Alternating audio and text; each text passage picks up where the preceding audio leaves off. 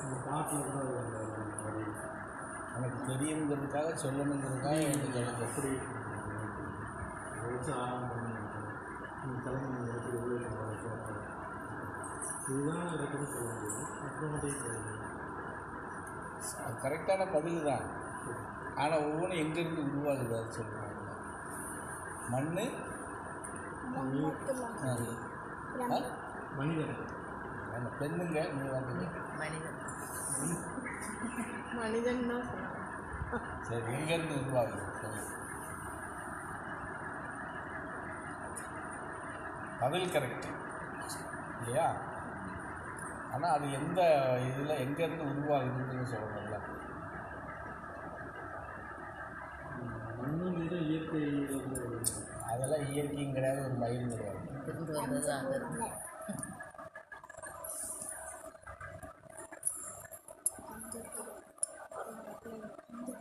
சத்தமா சொல்லு. அதான் சொல்லு சொல்லு. என்னது மணலுக்கு அப்படி சொன்னாங்க, மண்ணுக்கு தானே சொன்னாங்க. சொல்லு. ஒவ்வொருக்கு ஒரு விளக்கம் சொல்லணும் இல்லை. இப்போ பாசி ஏதோ சொல்கிறாப்போ பஞ்சபூதங்கள்லேருந்து வந்துச்சு. பஞ்சபூதங்கள்லேருந்து வரலாம். அதுவே பஞ்சபூதங்கள் ஒன்று தானே. அண்ணு நீர் எல்லாம் இதுவும் பஞ்சபூதத்தில் ஒன்று தானே. அப்புறம் அது பஞ்சபூதத்தில் இருந்து வரும்.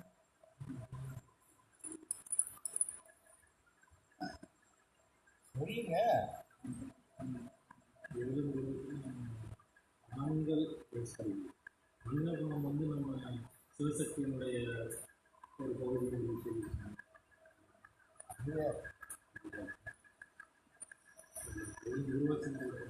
இறைவன் கிடைக்கப்பட்ட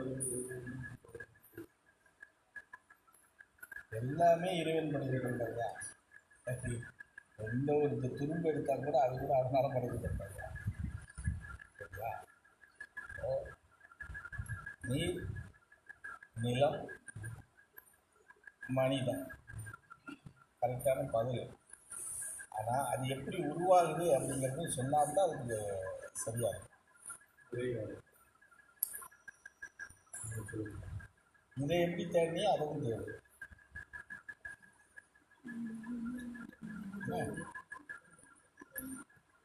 இடையே மாத்திரம் கரெக்டாக தேடணும் இல்லையா? உருவாகிற உருப்படி தேடுங்க. சொல்லிட்டே யோசிச்செல்லாம் வராது, தேடினா தான் வரும். முயற்சி பண்ணுறது. சரி நீங்கள் கேளுங்க பார்ப்போம். கேள்விக்கு தான் பதில் சொல்லுவேன், கேட்கலன்னா எழுந்து போயிடுவேன். அதுதான் அப்படியே 3 மணி நேரம் உபதேசம் நடத்திட்டேன் இல்லையா?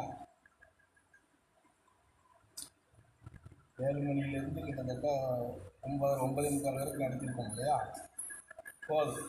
அதுக்கு மேலே ஒரு நடத்தி நீங்கள் என்ன செய்ய போகுது? அதுக்கு ஒரு முடிவும் கொடுத்தாச்சுல்ல. இதுலேருந்து இப்படி மாறுங்க, இப்படி இருங்கன்னு சொல்லியாச்சு. பார்க்கலாம் எப்படி மாறுறீங்கன்னு, எப்படி விசுவாசத்தில் இருக்கிறீங்கன்னு பார்க்கணும்.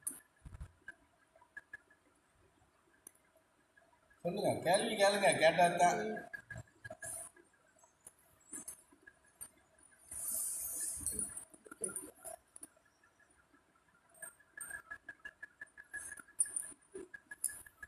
நானே பாட்டு பாடிக்கிட்டே இருக்க முடியாதுல்ல. நீங்கள் ஏதாவது எதிர்பார்த்து ஒரு பாட்டு பாடினா தான் நான் திருப்பி பாட முடியும்.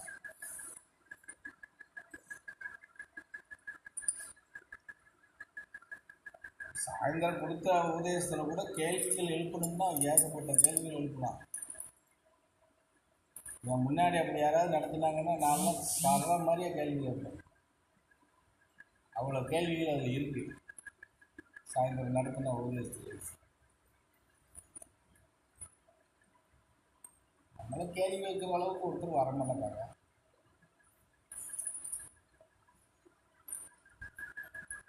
கேளுங்க, சும்மா உட்காந்துக்கிட்டு இருக்கீங்க.